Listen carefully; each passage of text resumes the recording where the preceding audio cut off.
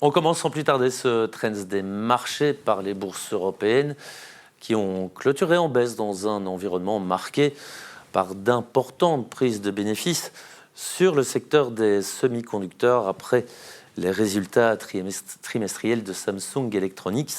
On en parle dans un instant avec notre invité.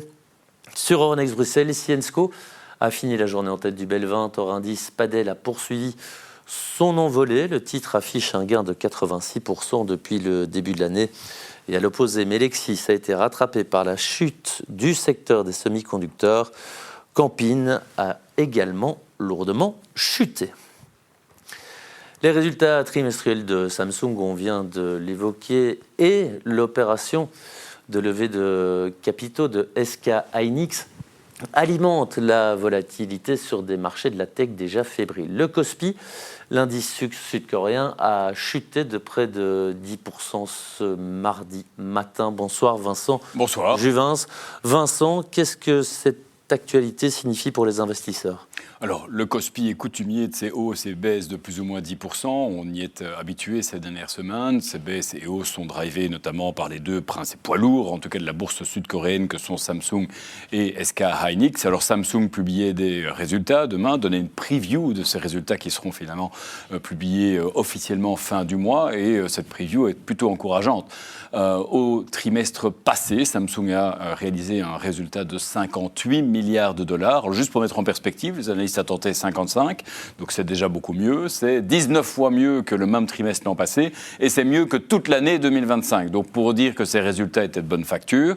Alors les marchés, évidemment, aujourd'hui s'interrogent sur la pérennité de tout cela, sur les investissements importants qui seront réalisés par Samsung et SK hynix, et c'est ce qui pèse aujourd'hui sur le cours de ces valeurs, parce qu'objectivement, la valorisation de celle-ci n'est pas du tout inquiétante. Samsung SK hynix se traite à 5-6 fois les bénéfices attendus, c'est-à-dire grosso modo un quart de ce qu'on a, notamment en termes de valorisation aux États-Unis. Alors on va évoquer un SK hynix parce qu'il y a une grosse actualité qui est attendue cette semaine aux États-Unis. Oui, alors augmentation de capital réalisée hors de son marché domestique qui est la Corée du Sud aux États-Unis pour différentes raisons. Alors augmentation de capital tout d'abord parce qu'il faut des moyens pour financer les investissements importants, c'est l'une des premières raisons. Alors on a ce marché sud-coréen qui est volatile, donc on cherche une base d'investisseurs, une nouvelle base d'investisseurs mais plus stable. C'est une des caractéristiques du marché américain.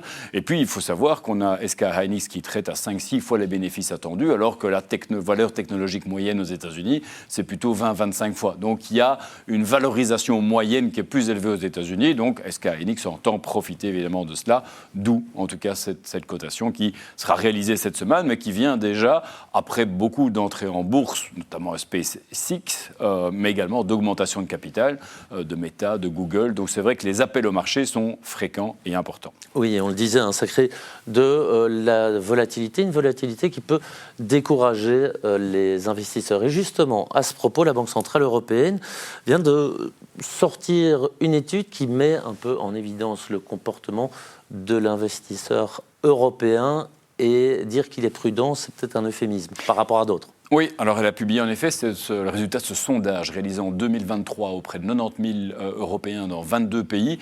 Et les résultats, ceci dit, viennent un peu confirmer ce qu'on ressent tous, c'est que parmi les personnes interrogées, moins de 15% des répondants signalent avoir des fonds d'investissement, des actions ou des obligations. Ce qui est très peu lorsqu'on sait par exemple que nos collègues américains sont plutôt aux alentours de 60%.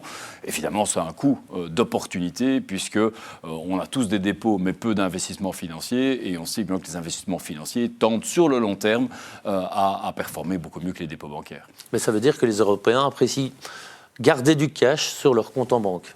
Oui, alors quand on analyse les choses plus finement, et on peut le faire notamment avec les données de l'OCDE, qui a pour mérite en tout cas de comparer l'allocation du patrimoine financier des ménages dans les différents pays de l'OCDE avec la même approche, on se rend compte qu'en Europe, on a en moyenne 30% de cash dans notre patrimoine financier, seulement 10% aux États-Unis. Par contre, en Europe, on a, en Belgique notamment, 26% d'actions dans notre patrimoine financier contre 44% aux États-Unis. C'est l'une des raisons pour lesquelles des entreprises comme SK hynix vont aller chercher justement ces capitaux dans un marché américain où les Américains sont très prompts à soutenir ce type de valeur. Il nous reste 30 secondes. On sait que les liquidités aujourd'hui rapportent moins que les actions. Est-ce qu'on peut, dans ce cadre-là, mesurer ce que les Européens ont perdu ces 20 dernières années ? Alors très rapidement, la BCE et la Fed publient toutes les deux l'évolution du patrimoine net des ménages américains et européens. Depuis début 2009, l'écart est saisissant. Le patrimoine des ménages américains a été multiplié par 3, celui des ménages européens même pas par 2, on peut le voir à l'écran.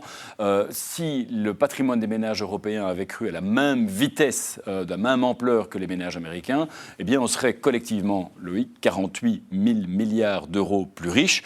Par européen, c'est 137 000 euros. Donc, à méditer. Alors, évidemment, il n'y a pas que le patrimoine financier qui explique ceci. Il y a évidemment l'immobilier qui est une composante importante, notamment de ce patrimoine net. Mais néanmoins, ça montre évidemment le fait que ne pas suffisamment être offensif dans la gestion de notre épargne a un coût significatif. Oui, surtout avec des chiffres aussi parlants. Merci Vincent. Merci à vous. Passez nous voir. Bonne soirée. Merci. Et voilà, c'est la fin de ce Trends des marchés. Merci de nous suivre.